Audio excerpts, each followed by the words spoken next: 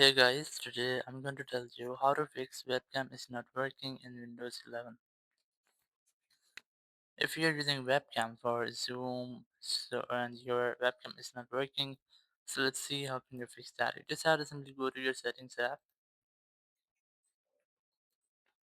and in settings just go to privacy and security, and here you just have to look for camera. Just click on camera, and you just have to make sure that camera access is enabled, and you have also enabled this toggle which is let app access your camera. And once you have enabled this, you just have to make sure that you have enabled the same setting for your Zoom apps. If you're using Zoom or Microsoft Team and you're facing this type of issue, so you just have to enable the toggle for Microsoft Team and Zoom app. Once you have enabled, your issue will be fixed and you will not get the issue again.